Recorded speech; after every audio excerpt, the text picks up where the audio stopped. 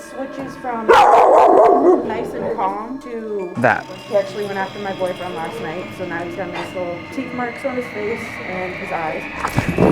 Hey, what's going on, guys? Welcome back to my channel. Tom Davis here, America's Canine Educator. I am here at the Upstate Canine Academy. You guys, we have a video with a dog that has a bite history, and in fact, as you guys saw in the intro, this dog does try to bite me in this episode. This dog is very fearful, has a lot of problems with confidence. This dog has a lot of problems with people handling him that he doesn't know. So we're gonna break down some of the behavioral aspects of this dog and the things that I think is gonna help them in the future. If you guys haven't yet, consider subscribing to my channel. We put videos out like this every single week, absolutely free, just for you guys. It's my passion and my goal to continue to help dog owners and educate you guys as much as I possibly can. Without further ado, regardless of if you subscribe or not, but I think you should.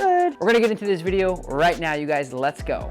So resource guarding. Yes, he really only does the whole reactive to dogs on a leash. If he's off a leash, he's fine with the dog. Okay. He doesn't like people on his level. New people coming Yeah, in. new people coming in. But he switches from nice and calm to That. wanting, it gets worse than that. He wants to like turn and nip at you. It's at random moments. He actually went after my boyfriend last night, so now he's got nice little teeth marks on his face and his eyes. I don't know what it stems from. I think it's anxiety, but you can't put a collar on him like we bought the Herm Springer, but Yeah. he won't let me put it on him. Okay. He shakes, he turns into a little ball of nerves. So you can put it on, he just won't move. He won't let me put it on. He'll try and bite me if I try to put him on it. Ah. So he was born in a shelter, but when we went to go pick him out, he was cowered in the back of the shelter. I don't know what happened to him. Yay, good boy.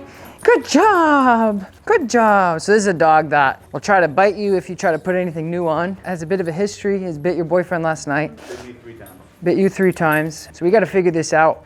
And I think a lot of what we're dealing with is insecurity. I don't think he's a mean dog, not an aggressive dog. He's definitely just fearful. So I think he makes really quick fight or flight decisions, which ends up into that quick little nip or that bite that you're dealing with. So we got to try to overcome some of his insecurities and some of his, development issues. And so we need to really get him under control before he goes completely blind, because that's going to be really difficult to deal with a dog that doesn't trust certain things while they're blind. It'll get a lot worse. Shh.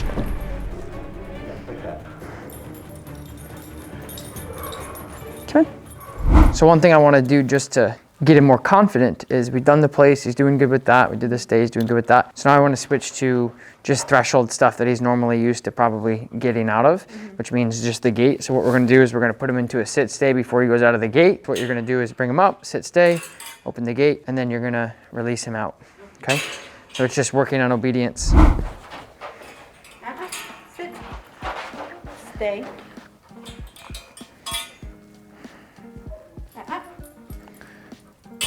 Sit. Good. Back into a sit.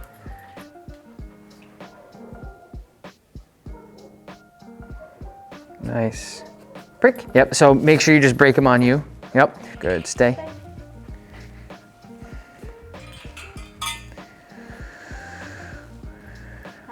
Good. That's why we're working on this, is he's making these decisions to just go forward. He's like, this is what I think we're gonna do.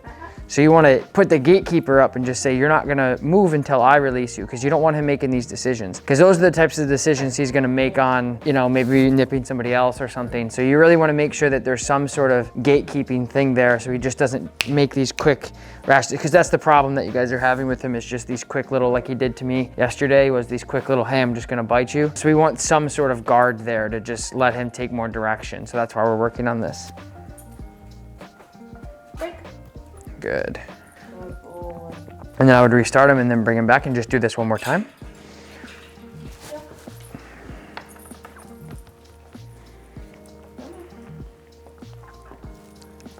Sit. Good, sit. Stay.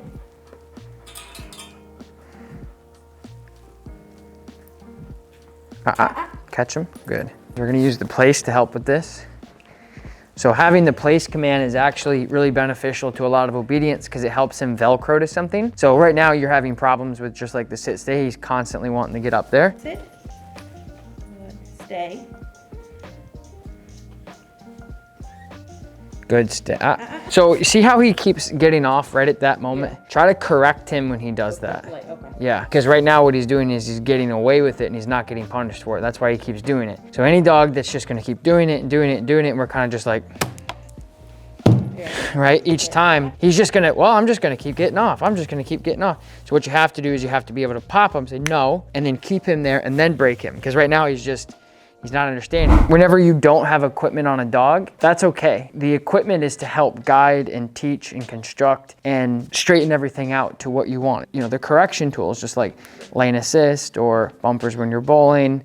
So over time, like in the beginning, he's not going to be great at doing things he's struggling with until he gets really good at it. Over time, your leave it as it's enforced with anything. Like leave it is enforced with like a leash correction or an e-collar correction or just going up and giving him pressure or just even the leave it as a voice inflection correction in general sometimes is enough.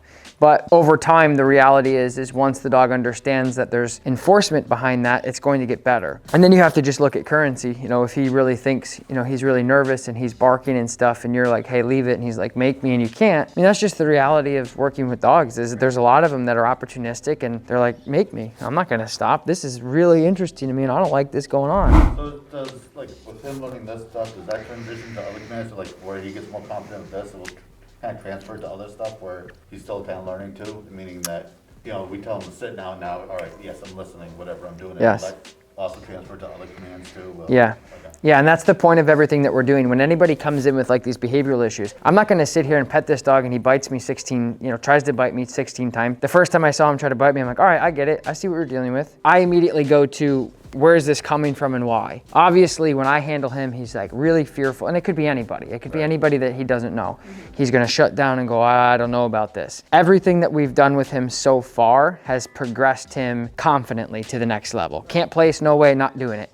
We flipped the place over. He finally was like, okay, I'll do it fine. And then we flipped it over and he's like, nope, that's it. It's flipped over, I'm out. And then he's like, oh, it's not so bad. Now he's doing it really nicely. So everything that we're doing, because I don't want to sit there and poke the bear and say, try to bite me, correct, try to bite me, correct. He's just gonna be miserable. So I'm going to the core of why is he trying to bite me? Because he's nervous, he's insecure, he's losing his eyesight. And that's gonna keep developing to get worse. So what we need to do is develop confidence, structure, leadership. So all these little exercises that we're doing, when we ask him to sit and he's like, do, do, do. And we're like, hey, sit. Like, we're serious. We want him to do it because we need that structure to make sure he's following direction so he doesn't get lost in the mix. Same thing with the place, same thing with the stay, same thing with the leave it. To answer your question, yes, everything that what we're doing is going to help with the core of why he's reactive and kind of touchy, but at the same time, it's going to develop a better relationship with you and him. When we put the collar on him, he's like, oh, this is going to be fun. A dog that's pulling, it's, hey, can you just stop my dog from pulling? Like, I can't do that. It's like, oh, hold on, yep. Pulling, right? Off. All right, you're good. Like, this doesn't work like that. You have to teach your dog how to yield to leash pressure and teach them heel. If your dog doesn't know how to heel, then of course they're gonna pull. They have 4 legs and they're an animal. They're not gonna walk in slow motion because you want them to. They have to know exactly what you want. So with him, he just doesn't have a lot of these very basic stuff ingrained. So the more skill sets that you guys have is gonna give you a lot more control. Your coexisting life with him will be less stressful because right now he's kind of like a loose cannon with little to no control. All right, let's build the relationship. Let's build the confidence. Let's have leverage to say, hey, somebody's coming over. Let's put them into a place. Let's put them into a downstay. We'll condition on the e-collar. We'll condition on the different collars to make sure you're comfortable with it. So everything that we do is predicated off of what his reaction is stemming from and just going through those things. Sit. Stay. Okay, let's do it again. So he's like, I don't know about this. You leaving me? So grab the gate. Good. Now walk towards him and pay him. Good, stay. Good, stay. And then walk back. Your relationship with him and his confidence levels are boosting because of all these little things we're doing. Yeah, we were talking about that after the last session, how his attitude's just better already. Yeah, he carries himself better. He's Right. not like cowering more. Exactly. He's already like, you know, happy in the car and not terrified of it. And Yeah. even if staying in the new place, he's not as like suspicious of everything. Right. in the place. Right, and it's interesting because all of the people, all my out-of-states who come in and work, they usually see that within the first day or two is they go, man, I'm not gonna lie, I can't believe that we're already seeing this change. And it's not necessarily a change of like he's perfectly healing now or he's, Right, exactly. It's not that. And we're not even looking for that. That's gonna be a product at the end, but you'll just notice his perspective Yeah. will change. There's like he's more comfortable. And, Right, he'll start going, oh, you know what? I kinda like being a dog now. right. Exactly. I feel like a dog now. You're telling me what to do. And so things will kind of slowly get into place because too many times dogs come in all out of whack. The change is immense immediately once we just start boom, boom, boom, boom, boom, boom. Had him more since we've been here since over the last 2 months. Yeah, and it's good. I mean, this type of stuff is just great relationship building stuff. I'm really happy for you guys.